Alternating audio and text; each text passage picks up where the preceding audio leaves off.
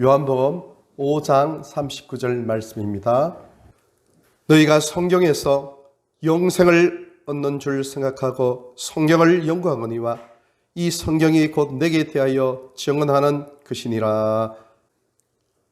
이 세상은 우리가 다 알지 못하지만은 아무런 손도 되지 않았는데 저절로 뭔가 이루어진 그런 것은 없습니다. 자세히 한번 우리가 생각을 해보면요, 이 세상만큼 정교하게 돌아가는 것은 참 드문 것 같아요. 봄, 여름, 가을, 겨울, 정확하게 사시사철 사계절이 오고 있지 않습니까? 그것은 우리는 당연하다고 생각하고 그렇게 살아가지만은 사실은 태양이 있고 지구가 있고 달이 있고 거기에 따라서 상호작용에 의해서 결국은 그러한 현상들이 일어나는 것이죠. 수많은 나무들이 있습니다. 그 나무들을 통하여서 산소가 발생해요. 그리고 탄소도 발생하고요. 바닷물이 또한 수증기로 올라가서 나중에는 비를 내리고 그 비를 통해서 세상 많은 곳곳에서 모든 생물체들이 살게 되는 겁니다. 크게 보면요, 이 우주가 얼마나 큽니까? 이 태양계가 있잖아요. 이 태양계 너머에 엄청나게 많은 은하수들, 말로 표현할 수 있는 이 우주에 끝없이 펼쳐진 그 별, 은하계 그 숫자를 치면요, 도저히 헤아릴 수 없는 엄청난 숫자의 그런 숫자들이죠. 불가능하죠. 바닷물이 우리가 먹는 숟가락으로 몇 숟가락인지 우리가 알 수 없잖아요. 마찬가지로 이 우주 공간을 헤아릴 수가 없다는 겁니다. 얼마나 신비합니까? 조금 작게 내려오면요, 우리의 몸을 보세요. 우리 몸이 얼마나 신비합니까? 우리 몸을 작은 소우주다 이렇게 얘기하지 않습니까? 우리 몸에 뇌가 있잖아요. 요 뇌가요, 제가 한번 인체 신비전에 가서 뇌를 한번 만져봤는데 뇌가요, 요 손으로 이렇게 딱 만져져요. 아주 크지가 않아요. 요 손으로 이렇게 딱 만져지는 정도, 그런 정도의 뇌입니다. 그런데 그 뇌 속에요, 얼마나 많은 작은 세포들이 그 속에 있는지, 정말로 말로 표현할 수 없는 그런 세포들이 그 속에 가득 있죠.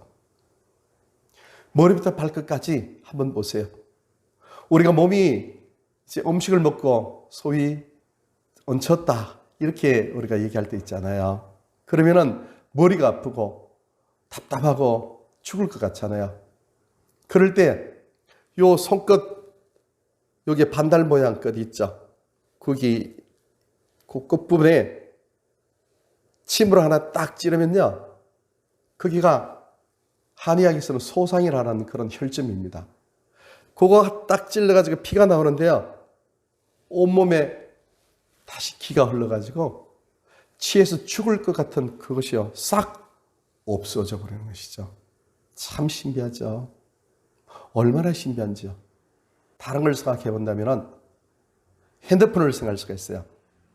우리 모든 사람들이 핸드폰을 다 사용하고 있잖아요. 그 핸드폰 안에는 아주 작은 메모리 칩이 있어요. 뜯어보면은 저희의 손톱 크기 정도의 메모리 칩들이 그 속에 있어요. 그런데 어떤 메모리 칩은요, 요 작은 요 속에 사전 한 권이 다 들어갑니다. 엄청나죠? 사전이 이렇게 두꺼워요. 성경 하나가 다 들어가는 겁니다. 사전 얼마나 큰 사전입니까? 거기에 있는 모든 내용들이 그 작은 칩 하나 속에 다 들어가는 거죠. 그 작은 칩 속에 얼마나 신비롭습니까? 우리가요, 한 40년, 50년, 60년 그 옛날, 그때 진공관이라는 그런 부품이 있었어요. 진공관은 유리로 이렇게 돼 있어요. 그래서 그 그 진공관을 통해서 노래가 흘러나오죠. 라디오도 되고 전축도 되고 그렇게 흘러나오는데 이 진공관이요. 초창기 컴퓨터가 처음 나올 때는 이 건물만큼 우리가 있는 이 건물 있잖아요. 이 교회 건물. 그 크기 정도의 컴퓨터였어요. 엄청 크죠. 그런데도 계산 정도밖에 못했어요. 계산 정도하고 아주 간단한 정도 이렇게밖에 못했어요. 그것이 작게 축소돼 가지고 이제 IC라는 그런 거 있죠. IC라는 그런 반도체로 또 작게 되다가 지금은 메모리 칩으로 엄청나게 많은 데이터를 그 속에 다 기억할 수 있는 그런 정도로 변화됐다는 겁니다. 자, 그런데 우리가 쓰고 있는 이 핸드폰 있잖아요. 이 핸드폰이 나오기 전에 그냥 세월이 지나고 또 지나고 엄청나게 세월이 지나요. 무진장한 세월이 지나가지고 우리가 사용하고 있는 이 핸드폰이 저절로 지금 이렇게 만들어졌을 수가 있을까요? 아무리 시간이 오래 지난다 할지라도 핸드폰이 저절로 이렇게 만들어질 수는 없죠. 불가능합니다. 아무리 세월이 흐르고 지난다 할지라도요. 누군가 이 핸드폰을 만들지 않고서는 스스로 어떤 부품들이 자기들끼리 모여서 이것이 만들어졌다. 이거는 불가능한 겁니다. 어떤 사람이 여기에 계산도 하고 다양한 현대적인 과학적인 공업적인 지식들을 다 여기에 가미해가지고 그래서 만들어낸 작품이 핸드폰이잖아요. 이 핸드폰 하나라도 주인이 있고요. 수많은 원리들이 그 속에 과학적인 지식이 농축되어 있고 그리고 수많은 사람들이 저것을 만들기 위해서 노력을 했다는 겁니다. 그래서 핸드폰이 하나 나왔어요. 그런데 하물며 이 우주 공간을 보세요. 이 사회를 보세요. 이 사람들 보세요. 이러한 세상이 저절로 그냥 만들어지고 저절로 되었다고 그렇게 생각할 수 있겠습니까? 아니죠. 누군가는 이 핸드폰을 만들었듯이 우리가 알지 못하지만 누군가는 우리가 살고 있는 이 우주 공간 또 사람들을 만드셨다는 겁니다. 아시겠죠? 과연 누구가 만들었겠습니까? 사람의 지혜와 사람의 지식으로서는 그것을 알 수가 없는 거죠. 직접 이 우주를 만드신 분이 내가 바로 이것을 만들었다 그렇게 말씀하시기 전까지는 알 수가 없어요. 핸드폰을 만든 어떤 존재가 이것은 우리 연구소에서 우리 회사에서 이것을 만들었어요. 이렇게 얘기를 해주니까 우리가 이 제품을 그렇구나 알고 사용하듯이 이 우주 공간도 마찬가지랍니다. 우리가 알 수 없어요. 눈에 보이지 않는 세계로 들어가는 그러한 눈에 보이지 않는 어떤 원리가 있다는 그 사실을 우리는 인정해야 되는 것입니다. 알리바바와 40인의 도적 이야기, 이 얘기를 알고 계시죠? 얘기하시죠? 이 알리바바가 이제 어느 날 나무를 하러 가다가 도적 일당을 만나가지고 도적 일당이 큰 바위 앞에서 자기들이 가지고 온 그 보석을 그 안에 집어넣는 그것을 알리바바가 보지 않습니까? 그때 한 말이 그때 그 큰 바위 문을 여는 그 암호가 뭐냐면은 열려라 참깨 이거였잖아요. 열려라 참깨. 열려라 참깨 하니까 바위가 확 열려버립니다.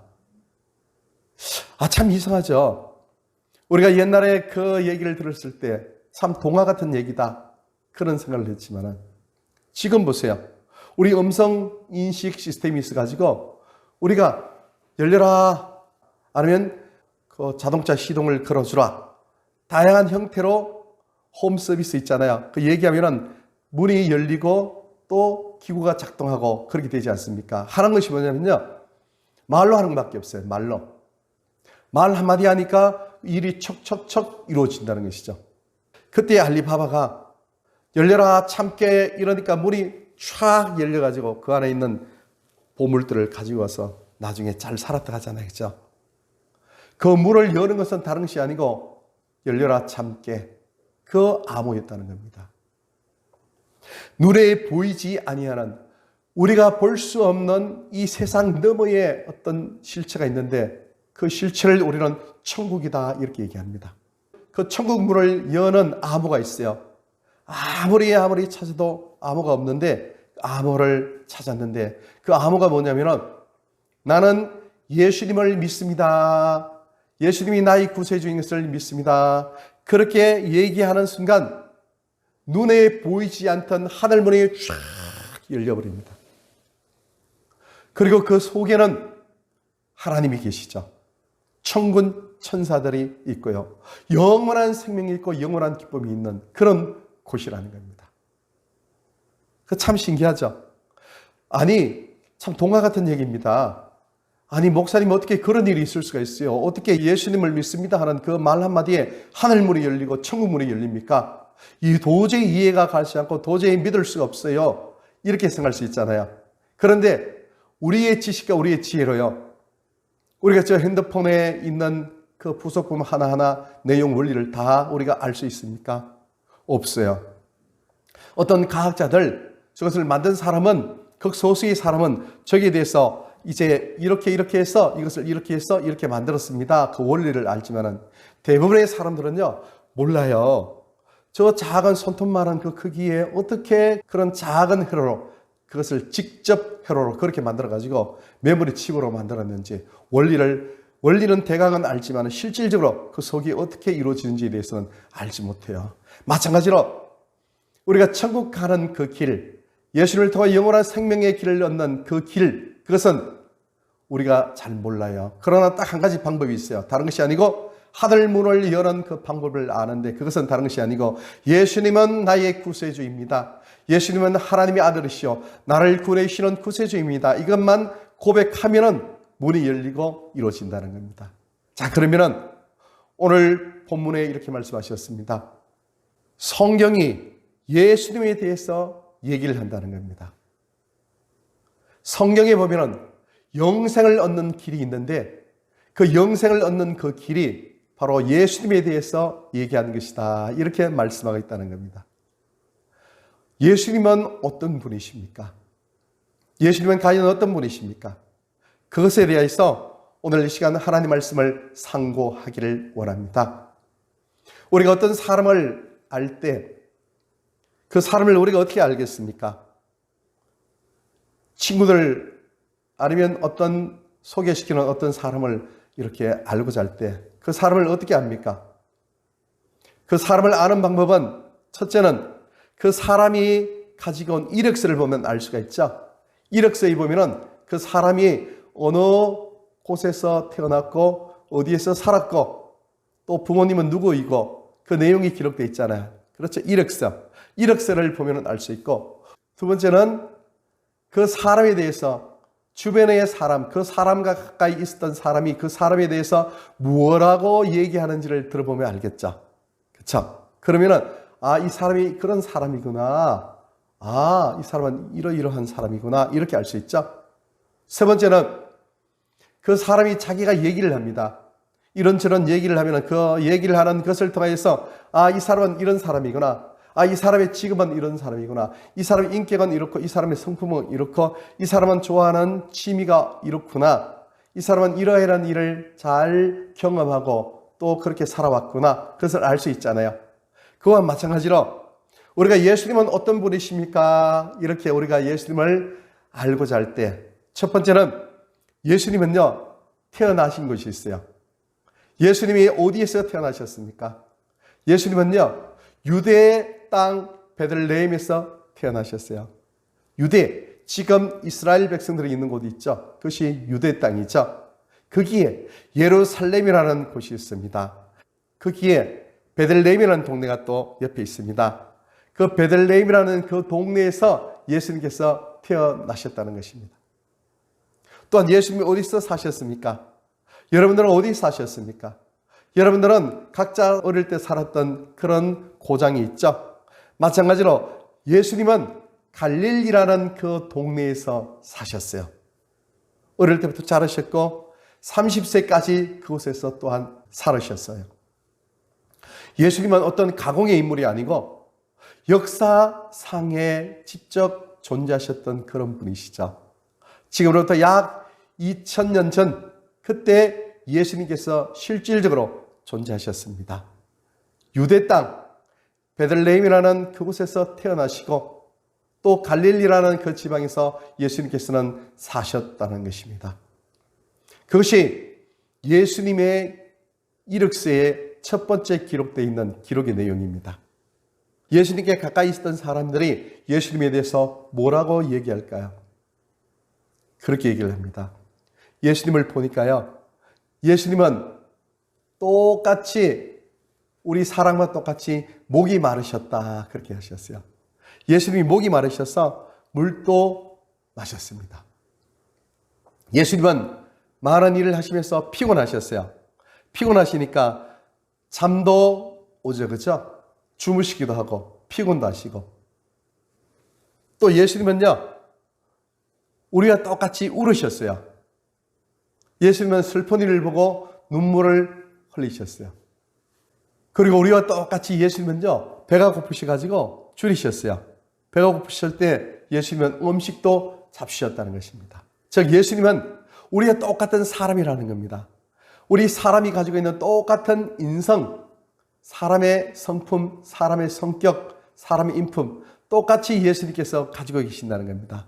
예수님은 우리가 똑같은 인성을 가지신 분, 그분이 바로 예수님이시라는 것이죠. 그렇게 예수님과 함께 사셨던 사람들이 그렇게 예수님에 대해서 평가를 해주셨어요.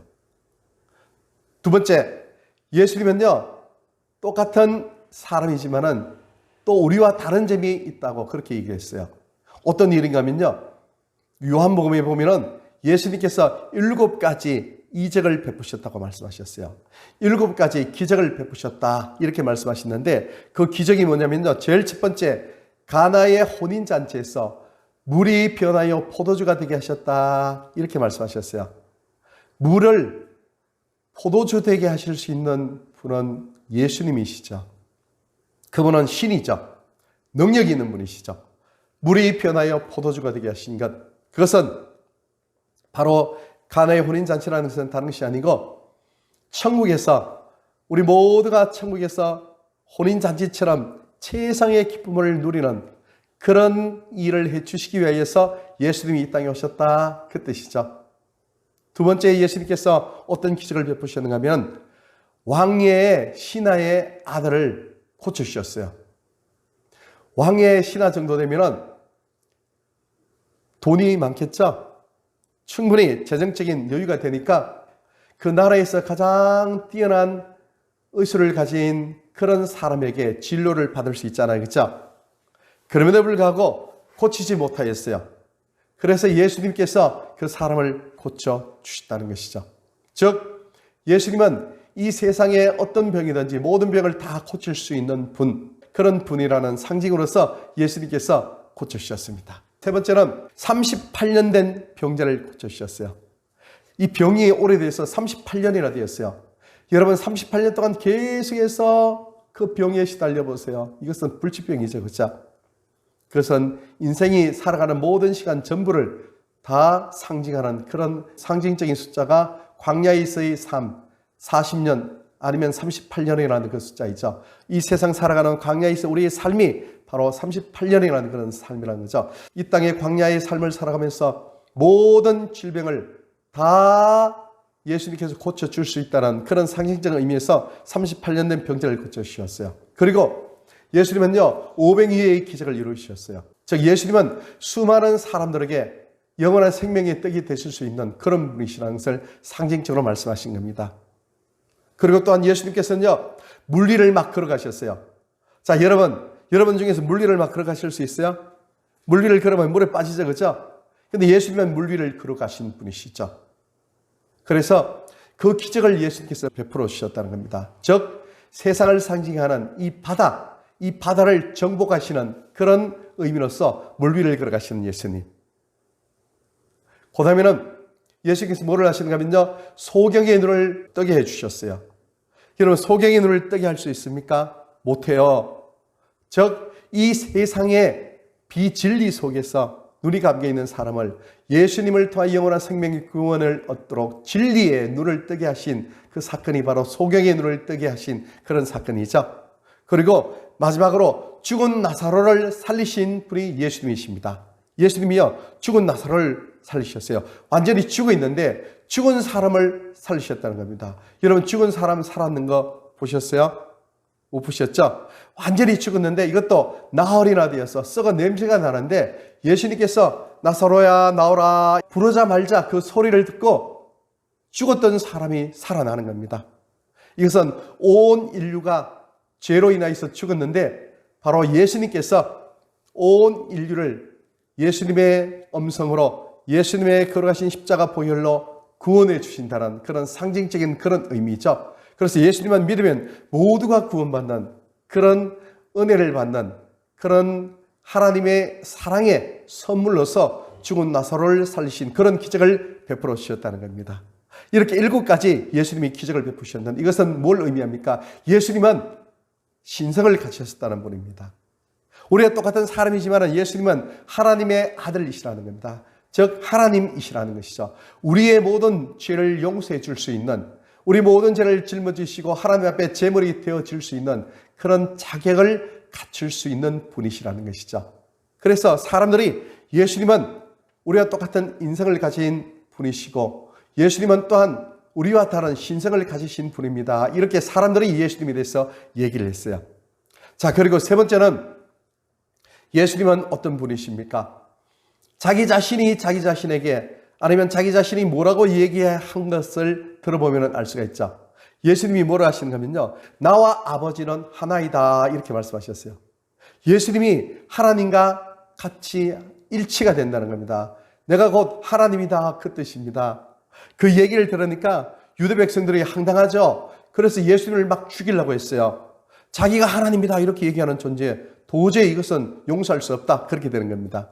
그래서 예수님은 예수님이 자신을 뭐라고 하시는가 하면요, 내가 곧 하나님이다, 나와 아버지는 하나이다 그렇게 말씀하셨고, 또 제자가 물었어요. 예수님, 스승님, 주님, 하나님을 보여주세요. 하나님과 함께 계셨지 않습니까? 이 우주 천지를 창조하시기 전에 하나님과 함께 계셨으니까 하나님을 보여주세요 이렇게 얘기를 했어요. 그러니까 예수님께서 이렇게 말씀하셨어요. 나를 본 사람은 아버지를 보았다 이렇게 얘기했어요. 예수님을 본 사람은 하나님 아버지를 보았다는 겁니다. 즉 예수님이 하나님이시라는 것이죠. 예수님은 그런 분이세요. 예수님은 온 인류를 구원해 주시는 구세주이시라는 거죠. 그래서 이 모든 얘기를 들었던 사람 중에 누구가 있는가 하면 베드로가 있었어요. 베드로가 이렇게 합니다. 주는 그리스도시요 살아계신 하나님의 아들이십니다. 베드로가 예수님을 보니까 예수님은 모든 세상 사람들을 구원해 주시는 구세자이시요 또한 하나님의 아들이십니다 이렇게 얘기를 해주셨어요. 또 도마라는 제자가 있었는데 이 도마라는 제자가 예수님을 보고 뭐라고 말을 했는가 하면요, 나의 주 나의 하나님이십니다 이렇게 얘기했어요. 도마가 예수님을 보고 하나님이십니다 이렇게 얘기했어요. 사도 바울도 예수님을 보고 예수님은 하나님이시다 그렇게 얘기했어요. 로마서 9장 5절을 보면 사도 바울은 그런 크신 하나님이시여 이렇게 말씀을 했어요. 사도 바울도 예수님을 하나님이라고 얘기했고 또 도마도 예수님을 하나님이시다 이렇게 얘기했어요. 예수님은 하나님이시고 우리를 구원해 주시는 구세주이시고 완전히 우리 영원한 생명의 주가 되시는 분이시라는 것이죠. 말씀을 믿겠습니다. 사람이 어떤 존재인지를 알기 위해서는 그 사람의 이력서를 보면 되죠. 그 사람의 호적 등본, 주민등록 등본을 떼보면 알 수가 있죠. 어디에서 태어났고 누구의 자녀이고 또한 어디에서 학교를 다녔고 어떻게 살았는지에 대해서 알 수가 있지 않습니까? 그처럼 예수님은 유대 땅 베들레헴에서 태어나셨고 갈릴리라는 그 땅에서 자라나셨어요. 그리고 예수님에 대해서 말씀을 해 주었어요. 누군가 예수님과 함께 가까이 살았던 사람들이 예수님에 대해서 얘기했어요. 예수님은 우리가 똑같은 인간입니다 그렇게 얘기를 했어요. 그리고 예수님께서 수많은 기적들을 행하신 것을 보고 예수님은 우리와 똑같은 인간이지만 예수님은 하나님의 아들이시고 예수님은 하나님이십니다. 그렇게 얘기를 했어요. 또한 예수님이 스스로 나와 아버지는 하나이다. 나를 본 사람은 하나님을 보았다. 이렇게 말씀을 해주셨다는 겁니다. 자, 이 말씀을 통해서 예수님은 누구십니까? 예수님은 우리를 구원해 주시는 우리의 구세주가 되시고 우리의 영원한 생명의 하나님이 되신다는 그 사실을 우리는 알 수가 있다는 것입니다. 그 예수님을 통하여서 우리는 눈에 보이지 않는 하늘문을 열 수가 있어요.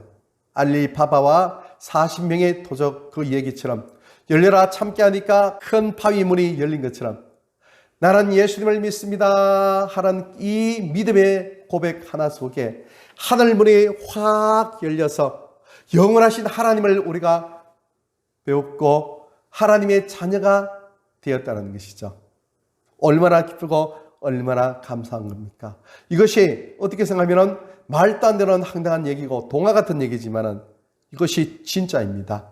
핸드폰에 있는 그 부품들 하나하나가 어떻게 동작하는지 속에 어떻게 무슨 일이 이루어지는지 우리는 알 수 없어요. 그러나 결과만 보면 거기에 사진을 찍으면 여러분들의 얼굴들이 나오고요. 동영상을 찍으면 여러분들의 음성이 나오고 또한 저기에서 아주 아름다운 그런 노래가 나오고 또 다양한 형태의 내용으로 저것을 다 사용할 수 있지 않습니까? 게임도 쓸 수 있고 저 멀리 있는 미국에 있는 사람과 통화할 수도 있고 그런 일이 벌어지고 있다는 것이죠. 우리가 모르지만은 그런 일이 저 작은 핸드폰 하나 속에 이루어지고 있다는 것이죠. 우리는 모르지만은 성경에 있는 모든 내용들을 다 총합해서 볼 때 우리는 예수님을 믿습니다. 예수님은 나의 구세주입니다. 이것을 하나 고백하고 이것을 하나 믿으면 하늘문이 열리고 하나님의 자녀가 돼서 영원히 사는 하나님 백성으로서 행복을 누리는 그런 존재가 된다는 그 사실을 우리는 기억하면서 감사한 마음으로 예수님을 더 깊이 알려고 노력하는